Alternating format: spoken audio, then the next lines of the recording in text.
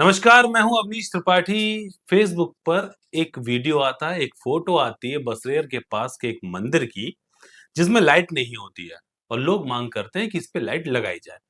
बहस चलती रहती है, कुछ समय बाद एक फ़ोटो फिर से आती है एक ईंट के भट्टे की, जहाँ पर लाइट लगी थी और लोगों ने सवाल उठाना शुरू किया कि क्यों लगाई गई ये लाइट? पूरा प्रकरण धीमे-धीमे हम समझने की कोशिश करेंगे। उसके बाद कल फिर से एक बड़ी घटना होती है कि एक पत्रकार को, जिसने पहले वाली बसरेर के मंदिर वाली फ़ोटो डाली थी, वीडियो डाला था, उसको पकड़ा जाता है, उसको गिरफ्तार किया जाता है, उसका चेकअप होने के बाद उसको जेल भेजने की तैयारी होती है और ये सब सवाल उठाने लगते हैं कि ये एससी-एसटी का जो दुरुपयोग किया जा रहा है या पत्रकारों की आवाज़ को दबाया जा रहा है। हर तरीके की जो लोकतंत्र है इस देश में, सबने अपने-अपने विचार व्यक्त किए। आज वही पत्रकार हमारे साथ में हैं, असित यादव इनका नाम है।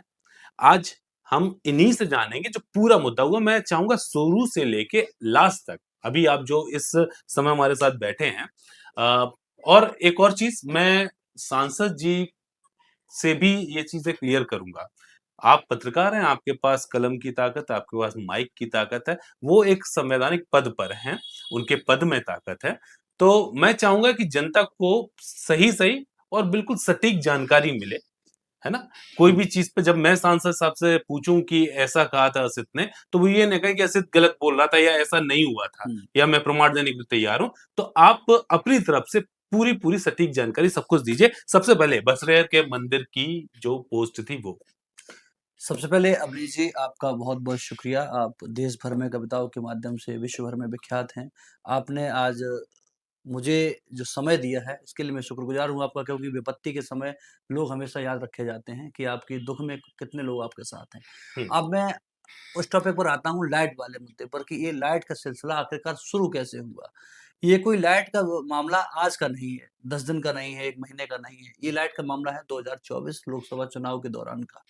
जब लोकसभा का चुनाव का प्रचार चल रहा था, उस समय सपा भी अपना प्रचार कर रही थी, भाजपा भी कर रही थी, बसपा भी कर रही थी। हुँ, उसी दौरान सपा के प्रत्याशी जितेंद्र दोहरे कृपालपुर मंदिर बसरेर पहुँचते हैं और वहाँ एक मंदिर पर कह देते हैं कि मैं सांसद बन जाऊँगा तो फिर यहाँ सौंदर्यीकरण कराऊँगा, लाइट लगवाऊँगा। ये मेरा कहना नहीं है, ये कहना है वहाँ के पुजारी का।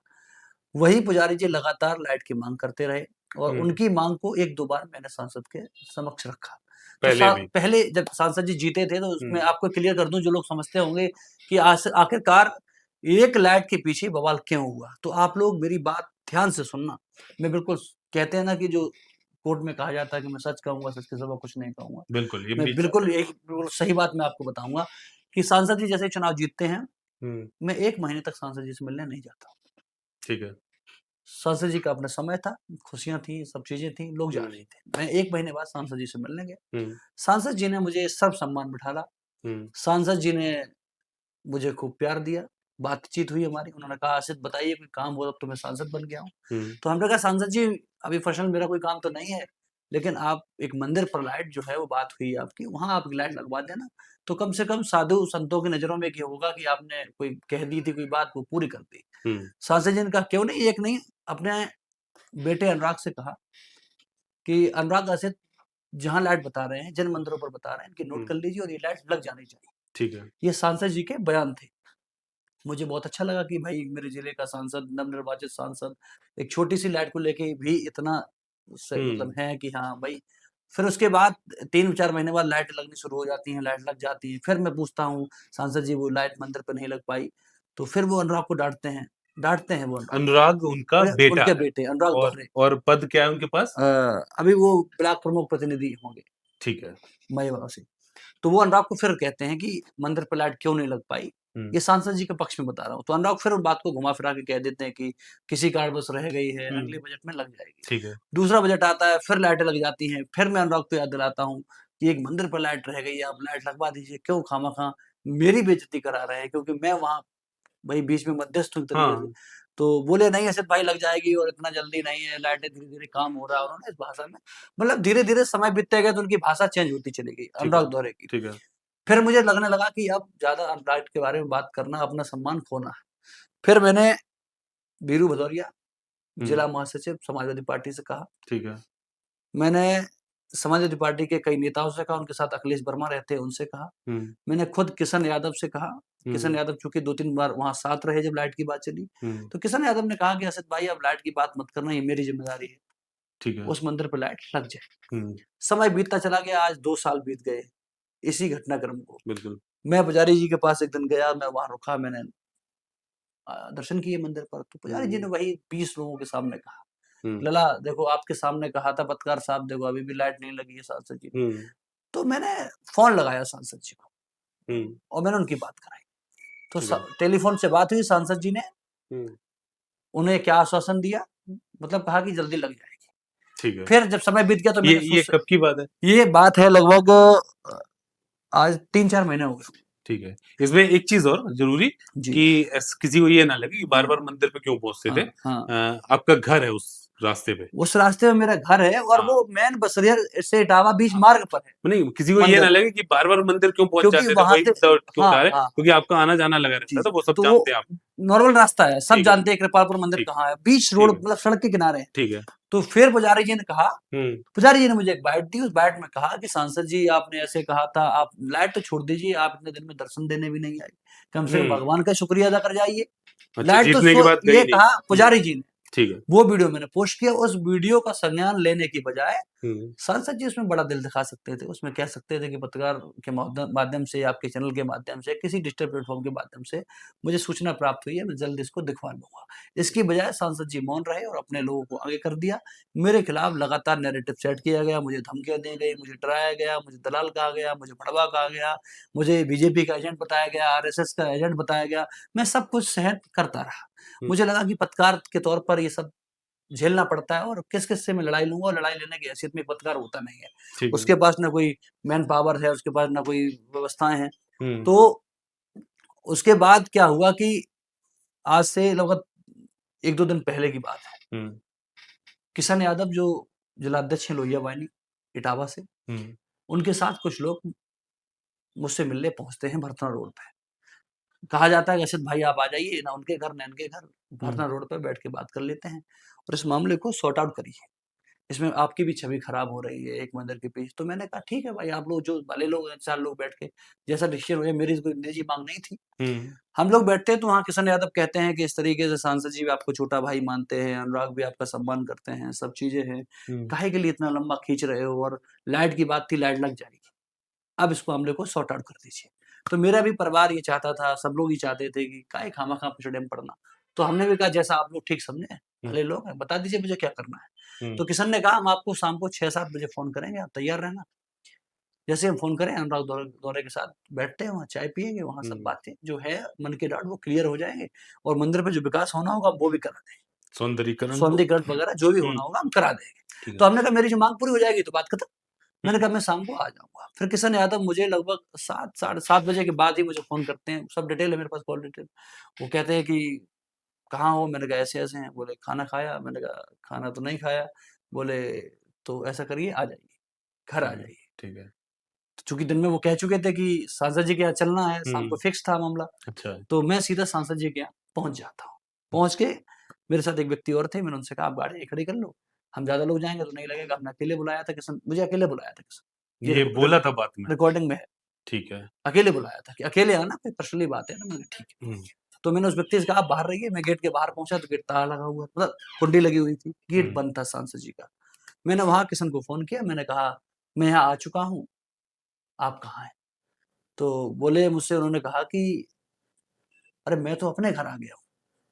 वो सांसद जी के घर पे बुलाया बुलाया, और ये बोला मैं अपने घर मैं पे अपने घर आ गया हूँ, तुम यहाँ आ जाओ। सांसद जी के घर जो रास्ता है वो थोड़ा-सा, क्योंकि एक वीडियो आपका चल रहा है, हाँ। उसमें लिख के आ रहा है ऊपर कि ये नशे की हालत में पहुँचा है। मेन रोड से थोड़ा-सा मैं बता दूँ, थोड़ा-सा अंदर गली जाती है, उसमें और भी घर गली और भी घर है, हाँ, और उसके बाद फिर उनका घर है हाँ, और वहीं पे कार्यालय है।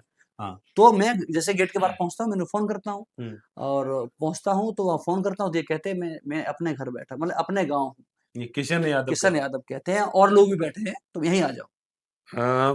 1 मिनट, हाँ। सांसद जी का घर इटावा में है, हाँ, किशन यादव का अपने गाँव है गाँव अड्डा निहाल, वहाँ पक्के बाग से अच्छा, पास में, बिल्कुल नज़दीक, अच्छा, रिलायंस पेट्रोल पंप उस के साइड, आस-पास। ठीक है। उन्होंने कहा यहाँ और भी लोग बैठे हैं, वहीं आ तो जाओ। मुझे ये लगा कि वहाँ अनुराग दौरे उनका बैठे बेटा हुए हैं, सांसद जी का? सांसद जी के बेटे हाँ, वहाँ बैठे हुए हैं, तो इस घर की जगह उन्होंने ओके, वहाँ प्रोग्राम बनाया है, ठीक तो है। मैंने कहा मैं आता हूँ। मैं उनके गाँव पहुँचता हूँ, तो मैं किशन यादव के घर नहीं जाता हूँ। हाँ। किशन यादव से कहता हूँ, "आप यहीं आ जाइए, मैं आपके घर" बोले, "तुम मुझसे कहते कहे डर रहे हो?" तो मैं उसकी रिकॉर्डिंग है, मैं आपको हाँ, सुनाऊँ। मुझसे कह हाँ। रहे मतलब उसमें अभद्र भाषा में उन्होंने कहा कि मतलब हुँ, हुँ। हम लोग आम तौर पे कहते हैं, वो ठीक है। हाँ, ठीक है, ठीक उन्होंने है। कहा, "कहे डर गए? हुँ, आओ घर पे यहाँ बैठे हुए हैं।" हम जैसे गए तो वहाँ 1-2 लोग बैठे थे। हुँ, 3-4 लोग थे वहाँ, बातचीत हुई। तो उन्होंने हालाँकि किशन ने मैंने किशन से ये कहा, मैंने कहा आपकी वजह से मैं वहाँ चला गया और वो लोग क्या सोचेंगे कि मैं उनके यहाँ रात में क्यों गया था? तो किस समय की बात है? टाइम? ये मतलब आने-जाने में जो समय लगा 10, 15, 20 मिनट। नहीं, नहीं, जो आप हाँ, उस टाइम पहुँचे जब वो लिख के आ रहा है कि ये नशे की हालत में हाँ, पहुँचे हैं, हाँ। वो टाइमिंग क्या थी? वो मेरे हिसाब से उसमें टाइमिंग एग्ज़ैक्ट तो मैं नहीं बता पाऊँगा फिर भी क्योंकि अंदाज़? 7 7? से 8 के बीच में रहा हूँ। क्योंकि अँधेरा-सा 8 हो रहा हाँ, है 8 ना? साढ़े 8 हाँ, जो 8 भी हो। साढ़े 8 फिर उसी में अगर आप वहाँ पहुँचे होगे तो हाँ। 9 साढ़े 9 वहाँ बज गया होगा। ऐसा वहाँ से अड्डा निहाल और यहाँ से रास्ता चूँकि सीधा हाईवे चढ़ते हैं हम हाईवे लोग, चढ़ गए होगे। तो हाँ, 5-10 मिनट का रास्ता है। ठीक है, हाँ, चलो, हाँ, 10-15-20 मिनट में 15 हम मिनट लोग हाँ, हाँ, 15-20 मिनट में वहाँ पहुँच गए थे। ठीक है। फिर मैं वहाँ खड़ा भी रहा गाँव में। हाँ, मैं इंतज़ार करता रहा किशन यादव का कि वो बाहर ही आ जाए, बात कर लें, हम उनके घर हाँ, क्यों जाएँगे भई? ठीक है। तो फिर इन्होंने बुला लिया, हम कहा चलिए ठीक है। फिर हम गए वहाँ पे तो फिर हमने ज़िक्र भी किया इस बात का हुँ, कि मैं सांसद जी के घर चला गया आपकी गलती की वज़ह से तुमने मुझे यहाँ बुला लिया। हाँ, तो बोले, "अरे यार! हमने तो यहीं बुलाया था, ये है, वो है, दिन में तुमने कहा था वो वहाँ हम 24 को बैठे।" ठीक है। उन्होंने कहा वहाँ हम 24 तारीख को 24 को बैठेंगे, बैठेंगे। ठीक सांसद है। जी भी है नहीं तो इसलिए आपको यहाँ बुला लिया। हुँ, तो वहाँ बातचीत हुई, हमने उनसे कहा कि ऐसे-ऐसे वहाँ बोले मैं सब एडजस्ट कर लूँगा, कोई दिक्कत नहीं। सब सब बात खत्म हो गई, तुम्हें अगर कोई फँसा जाए उन्होंने अपने बीवी-बच्चों की कसम खाते हुए कहा कि अगर मैंने उनसे कहा था किशन यादव से ये किशन यादव ने, हाँ? किशन यादव से मैंने किशन यादव मतलब साथ में ही रहते हैं ऐसा हमेशा हम लोग सुना है। साथ में ही रहते हैं। अच्छा, ठीक है। किशन यादव से मैंने कहा कि मुझ पे फर्जी एससी-एसटी मैं हाँ, कसम खा के कह रहा हूँ। हाँ, अगर मैं झूठ बोलूँ तो हाँ, ईश्वर जो सज़ा मुझे दे सकता है वो दे। मैंने किशन यादव से कहा और मेरे गवाह हैं हाँ, 1-2 लोग। ठीक मैंने है। कहा कि आप खामख़ा पंचायत करा रहे हैं, मुझ पे फर्जी एससी-एसटी लगाया जा सकती है। मुझ पे मैंने कहा रेप जैसे संगीन मुकदमा दर्ज कराए जा सकते हैं। हाँ, मेरी हत्या हो सकती है। तो किशन ने ये कहा था कि मैं अपने बेबच्चों की कसम खा रहा हूँ, अगर सांसद जी द्वारा तुम पे कोई कार्रवाई हो जाए तो मैं ज़िम्मेदार। ठीक है। तो भाई इतने आश्वासन देने के बाद कि अपने बीवी-बच्चे कसम खा जाए तो मैं घर चला आया। हाँ, घर चला आया तो सुबह लगभग 11 बजे होंगे, 11 साढ़े 11 कोई समथिंग रहा होगा समय। हुँ, तो इंस्पेक्टर साहब ने फ़ोन कराया मंडी चौकी इंचार्ज से ठीक है। कि असित इंस्पेक्टर साहब बुला रहे हैं, किसी मामले में बात करनी है, आ जाइए। हाँ, तो हम पत्रकारों का काम है, हम पुलिस को दुश्मन तो मानते नहीं। हाँ, आते-जाते रहते भाई हैं। हम कोई अपराधी तो है नहीं जो हमें डर लगे कि पुलिस के यहाँ नहीं जाएँगे। हुँ, मैं वहाँ पहुँचता हूँ तो इंस्पेक्टर साहब ऑफ़िस में बैठे होते हैं, सब मुझे धमकाना शुरू कर देते हैं, जाते ही जाते। तुम्हारा अच्छा, दिमाग खराब है तुम्हारा, तुम सांसद से टक्कर ले रहे हो, सांसद जी का भी फ़ोन आया, तुम्हारे खिलाफ एससी-एसटी लिखा जा रहा है, 10 मिनट में सांसद जी का हाथ जोड़ लो तो बच जाओगे, नहीं तो हमने कहा मैं 10 मिनट में कैसे हाथ जोड़ूँ? संसद चल रहा है, मेरे को अगर माफ़ी माँगनी भी पड़े, भाई मैं अपने बच्चे के लिए, अपने परिवार के लिए, अपनी बहन के लिए, अपने घर के लिए, मैं झुकना भी पड़े तो मैं नहीं मानता हूँ क्योंकि वो बड़े लोग हैं, हुँ, आज पावर में हैं। हुँ। वो चाहे तो 1 मिनट में मेरी ज़िंदगी खराब कर सकते हैं, वो चाहे तो मेरी माँ, मेरे बाप का करियर सब कुछ ये सलाह इंस्पेक्टर साहब ने दी कि माफ़ी माँग लो तो बच इंस्पेक्टर सकते साहब हो। ने कहा कि माफ़ी माँग लो। सांसद जी ठीक को है, मना लो जैसे मना सकते हो। ठीक है। तो मैंने कहा भैया मैंने कोई गलती नहीं करी। मैं क्या ग कहूँ यहाँ उन्होंने कहा क्यों गए थे? मैंने कहा उसका कारण ये है आप रिकॉर्डिंग सुन लीजिए। इंस्पेक्टर साहब ने मेरी एक बात नहीं मानी। मुझे धमकाते हुए लहज़े में कहा कि सा आखिरी मौका है तुम्हारे पास 10 मिनट हैं, 10 मिनट में अगर तुम सांसद को मना सकते हो तो मना लो, नहीं तो मैं तुम्हें जेल भेज रहा हूँ। अच्छा, उन्होंने कहा आखिरी फ़ोन किसी को कर सकते हो तो कर दो। मैंने अपने एक साथी को फ़ोन किया, मैंने कहा मैं जेल जा रहा हूँ। उसके बाद मेरे साथी एक-एक करके वहाँ जुटना शुरू हो गए। जेल की तैयारी हो चुकी थी। अंदर मुझ पे लगातार दबाव बनाया जा रहा था। इनके लोग पहुँच गए थे वहाँ और इनके लोगों से मैंने चीख-चीख के कहा, मैंने कहा मेरी कोई गलती नहीं है, मुझे किशन यादव ने बुलाया, इसीलिए मैं चला गया, सांसद जी को अब मैसेज एक दे चीज़ दी। अब एससी-एसटी की तैयारी हो रही है, आप हाँ, जैसे कह रहे हैं। ये जो एससी-एसटी का मुकदमा जिसके नाम से आया, उनका हुँ, ड्राइवर बोला आपने, ड्राइवर उनका ड्राइवर का ड्राइवर। नाम क्या है? उनके ड्राइवर को मैं आज तक नहीं जानता। अभी तक उसका नाम मुझे तो कभी दिमाग में नहीं आया। नहीं, तो अगर आपने गाली-गलौच की उसके ड्राइवर के साथ, हुँ, तो ड्राइवर आपको मिला कहाँ? घर पे या वहाँ पे जहाँ पे सब लोग उनका बैठे थे, हत्या-न्याय? उनका आरोप ये है कि जब मैं उनके घर जाता हूँ, तो वहाँ गाली-गलौच मैं करता हूँ, जाति-सूचक गालियाँ देता हूँ। उनका मुझ पर ये आरोप है। लेकिन मुझे गेट ही नहीं खुला। मैं नहीं, तो गेट ये से बाहर ही ड्राइवर वापस लौट मतलब आया। ड्राइवर को आपने गाली दी, यही हाँ, तो आरोप है आपके ये ऊपर? आरोप है मुझ पर। क्योंकि सांसद जी शायद नहीं थे, सांसद जी नहीं थे, तो ड्राइवर ड्राइवर से आप मिले? नहीं मिले। नाम जानते गेट हो? ही नहीं खुला, मैं जानता ही नहीं, देखा ही नहीं। वहाँ थे ही नहीं। कोई बच्चा नहीं था वहाँ। अच्छा, अच्छा, यहाँ तक अच्छा। कि मैं कहूँ कोई जानवर भी नहीं था वहाँ। उनके बेटे जो थे, वो कोई तो नहीं था वहाँ। गेट कोई भी लगा नहीं। हुआ था। ठीक है, मैंने गेट बंद को देख के ही तो फ़ोन किया किशन को। मेरे ठीक पास है। रिकॉर्डिंग है कि मैं बाहर हूँ, तो उन्होंने कहा मैं अपने घर हूँ। ठीक ये है। पूरी प्लानिंग थी, साजिश थी मुझे फँसाने की। अच्छा, आप कोई साथ में नहीं गया आपके? एक लोग मेरे साथ गाड़ी चला के गए थे। हाँ। तो जो उन्होंने किशन ने मुझसे ये कह दिया था कि अकेले आना, तो मुझे अच्छा। लगा कि भाई भरोसा किया जा सकता है, जब अपनी बीवी-बच्चों को कोई कसम खा रहा है, तो हाँ, हाँ। इतना विश्वासघात नहीं करेगा। अच्छा, अच्छा, अच्छा, ठीक है। तो तो अब एससी-एसटी की तैयारी हो गई, आपने इंस्पेक्टर साहब ने आपसे कहा कि हुँ, किसी को फ़ोन कर सकते हो कर लो, हुँ, नहीं तो एससी-एसटी लग जाएगी, हुँ, माफ़ी माँग लो, ठीक है? अब एससी-एसटी की तैयारी हो, आप माफ़ी नहीं माँगी आपने, हाँ, तैयारी हो गई, आपने एक हुँ। दोस्त को फ़ोन किया कि मेरे ऊपर एससी-एसटी लगने इसके वाली है। दौरान एक मेरे मित्र वहाँ पहुँचते हैं, वो नाम? अनुराग दौरे से सुरजीत नाम? यादव। सुरजीत यादव। वो कहते हैं कि अनुराग दौरे से बात कर लीजिए, हो हुँ, सकता है गलतफ़हमी के शिकार हो गए हों। हुँ, मैंने कहा बिल्कुल कराइए। ठीक है। उन्होंने थाने के अंदर ही अनुराग दौरे से मेरी बात कराई, सुरजीत यादव ने, सुरजीत यादव ने। ठीक है। मैंने अनुराग दौरे से कहा, "असित बोल रहा हूँ।" "हाँ, हुँ, बताओ।" मैंने कहा, "अनुराग भाई, मैं आपके घर किशन के कहने पे गया था। हुँ। आप अनुराग भाई कह रहे हो?" तो मैंने कहा, "मैंने आपसे कभी अनुराग नहीं कहा।" हाँ, मैंने कहा, "सांसद जी मेरे बड़े भाई जैसे हैं हुँ, और इतना मेरे लिए आपने सोच रहे हैं, वो गलत सोच रहे हैं। मैं किशन यादव के कहने पे मात्र आपके घर चला गया था। हुँ, मैंने ना आपके घर कोई लात मारी, ना मैंने कोई गाली-गलौज किया। आप सीसीटीवी है, सब देख लीजिए। कि अब तो तुम कहोगे ही अब जब फँस गए हो तो।" हाँ, हमने कहा, "आप जाँच करा लो। आप भी नहीं चाहते होंगे कि मैं निर्दोष जेल जाऊँ, मेरे पीछे परिवार है, मेरे सब चीज़ें हैं।" हुँ, तो उन्होंने कहा कि अब जो होगा वो होगा, मैं कुछ नहीं जानता हूँ। तुम जेल जाओगे 100%। उनके ठीक है। लोग भी आए, उन्होंने मुझसे कहा कि अब जेल की हवा खाना। हुँ, मैं वहाँ बैठा था, अच्छा, धमकी अच्छा। भरे लहजे में। अब एक थाने पत्रकार में आए कुछ लोग, थाने में, ठीक है। जो एफआईआर लिखाने आए थे। अच्छा, उनके ड्राइवर की एफआईआर तरफ से करता थे, उनके ड्राइवर। साथ 1-2 लोग थे। अब मुझसे हाँ, कह रहे हैं, "अब जेल में हवा खाना।" मैं बोला, "कौन तुम्हें बचाने आता है?" अच्छा, उन्होंने अच्छा। भर्तना के एक सम्मानित अभी पद पर हैं, उनका नाम लिया। वो बचा लेंगे तुम्हें। संवैधानिक पद पर। जो पार्टी बता सकते हो? समाजवादी पार्टी के ही हैं, अच्छा, अच्छा। जो वो भी जनप्रतिनिधि हैं, हाँ, उन्होंने उनका नाम लेते हुए कहा, "वो हुँ। बचा लेंगे तुम्हें। उनसे फ़ोन करो।" जबकि मेरा किसी प्रतिनिधि से कोई वास्ता नहीं। उन्होंने कहा, "अब तुम्हें कोई बचा नहीं पाएगा।" तो मैंने कहा, "ईश्वर है।" नहीं, वास्ता पत्रकार होने के नाते जानते तो सबके होंगे, सबसे बातचीत होती होगी, लेकिन वास्ते का मतलब वास्तव में मतलब हाँ, मेरा उनके साथ कोई उनकी पर्सनल उनकी वजह से मैंने कोई काम नहीं हाँ, किया। हाँ, ठीक है, ठीक है। उनका कोई इसमें रोल अच्छा, नहीं। ये भी लग रहा है किसी को कि हाँ, किसी के कहने पे आप भी किसी के कहने पे कर रहे हो? उनको ये लग रहा है कि इसमें हम किसी के कहने से हाँ, कर रहे हैं। अब आप दोनों तरफ ही 2 तरीके के लोग हैं। हाँ, सांसद जी को लोगों ने हो सकता है ये कहा हो कि असित यादव वहाँ आए थे, लेकिन सांसद जी एक ज़िम्मेदार पद पर हैं। हुँ, इटावा लोकसभा की ज़िम्मेदारी उनके ऊपर है। क्या हुँ। किसी के मात्र कहने से, किसी की वीडियो देखने से एसएसटी लग जाए?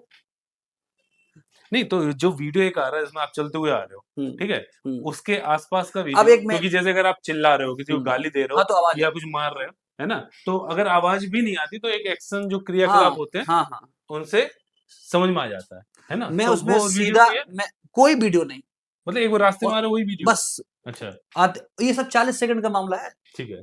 ठीक है, अब 1 मिनट हुँ, तो चलने दें आगे बात। एससी-एसटी के लिए आपसे बात होगी, अनुराग दौरे से भी बात होगी, उन्होंने मना कर दिया और हुँ, कुछ लोग आए तो उन्होंने कहा। हुँ। अब आपको वहाँ से फिर क्या किया गया जेल मेडिकल के लिए ले गया? फिर क्या थाने से हाँ, थाने थाने से, से हुआ। ठीक फिर है, वहाँ हमारे साथी मौजूद थे, उन्होंने धरना प्रदर्शन किया। थाने पे ही, उन्होंने मंडी प्रोटेस्ट वाले पे। फ्रेंड्स हुँ, कॉलोनी में ही। अच्छा हाँ, फ्रेंड्स कॉलोनी, फ्रेंड्स ठीक है, कॉलोनी में वो गेट पे बैठ गए ठीक है, कि मुझे जेल भेजा जा रहा था मोहल्ला। आप अच्छा, बात समझिए। ठीक है। तैयारी पूरी हो चुकी थी मुझे जेल भेजने हुँ। की। अगर मेरे पत्रकार साथी उसमें नहीं होते, तो आज मैं जेल में होता। नाम बताएँगे कुछ जो पत्रकार साथी बहुत सारे अगर मैं एक किसी व्यक्ति का नाम लूँगा जैसे हाँ, अब क्या-क्या बताऊँ मैं? आप बात समझिए। ठीक है। उसमें बहुत सारे पत्रकार हैं, मैं सबका नाम लूँगा, सबका हाँ, वो सहयोग है। वीडियो में दिख रहे हैं सब। किसान नेता हैं उसमें ठीक है, और समाज सेवी कुछ लोग हैं, कुछ हुँ, व्यक्तिगत तौर पे भी लोग हैं। तो ठीक है, किसी एक व्यक्ति को मतलब इसका वो देना ठीक है, ठीक ठीक है, नहीं, ग्रेट ठीक मेरे लिए सभी लोग साथ मेरे खड़े ठीक हैं। है, ठीक। अच्छा, उसके बाद मेडिकल हुआ? मेडिकल हुआ मेडिकल हुआ तो उसके बाद 151 की गई, 170 की गई। धारा 170 बीएनएस के तहत बदल गई है जो ठीक है, 151 थी पहले। ठीक है, ठीक है। वो किया गया। उसके बाद मैंने एसएसपी साहब से मुलाकात की। हुँ, सौभाग्य कहिए, दुर्भाग्य कहिए, एसएसपी साहब हमें कचहरी में मिल गए। मैंने हाथ जोड़ते हुए कहा, "साहब, आपके होते हुए आज मुझ पर फर्जी तरीके से एससी-एसटी लग गया।" तो एसएसपी साहब ने कोई मुझे विवेचना वगैरह कुछ नहीं हुई? कुछ नहीं, इतनी तेज़ी पुलिस में हम पत्रकार कार्रवाई हैं। बहुत तेज़ हुई, हाँ। मैं बस इतना कहना चाहता हूँ पुलिस प्रशासन से, हुँ, आखिरकार क्या माना जाए? सत्ता में भाजपा है या सपा है? या जितेंद्र दौरे सांसद हैं? किसके इशारे पे पुलिस चल रही है? ये सोचने वाली बहुत बड़ी बात है क्योंकि आज सांसद जितेंद्र दौरे विपक्ष में हैं हुँ, और एक एसओ का ये कहना कि मेरे ऊपर इतना दबाव है हुँ, कि मुझे तुम्हें जेल भेजना ही भेजना है, 10 मिनट है तुम्हारे पास। ये बड़ा इशारा करती है हुँ। बिल्कुल, बिल्कुल, साठगांठ बिल्कुल। क्या है। यह तो फिर इटावा की पुलिस जितेंद्र दौरे के इर्द-गिर्द घूम रही है। हुँ। ये माननीय योगी जी को सोचने की ज़रूरत है। जबकि कहा तो ये जाता है कि पुलिस बहुत सख्त है, इस समय योगी जी की सरकार है, बाबा जी की ये सरकार है। योगी जी को सोचना चाहिए, मुख्यमंत्री हमारे हैं, मैं उनका हाँ, सम्मान करता हूँ। ठीक है। यहाँ की विधायक सरिता भदौरिया जी को सोचना चाहिए हुँ, क्योंकि मैं उनकी विधानसभा का वोटर हूँ। हुँ। पत्रकार तो छोड़ दीजिए, उनका एक मतदाता पर एससी-एसटी लग जाती है, एक सपा सांसद के प्रभाव के चलते और एक भी प्रतिनिधि कुछ बोला नहीं, अभी भी नहीं बोले। अभी भी कुछ नहीं। सपोर्ट लेकिन पब्लिक का तो मिल रहा हाँ, है ना? जनता मेरे अब जो आपको मैं कहूँगा जैसे योगी जी के लिए संदेश, हुँ, क्या योगी जी से माँग है आपकी? योगी जी से मैं हाथ जोड़ के विनम्र सर मैं एक बहुत छोटा-सा मैं कह सकता हूँ पत्रकार हूँ। मेरे पीछे मेरा परिवार है, मेरे 2 बच्चे हैं, मेरी पत्नी है, मेरी बहनें हैं, मेरा घर-बार है हुँ, और मैंने सिर्फ़ गोरखनाथ मंदिर के लिए एक लाइट के लिए आवाज़ उठाई थी।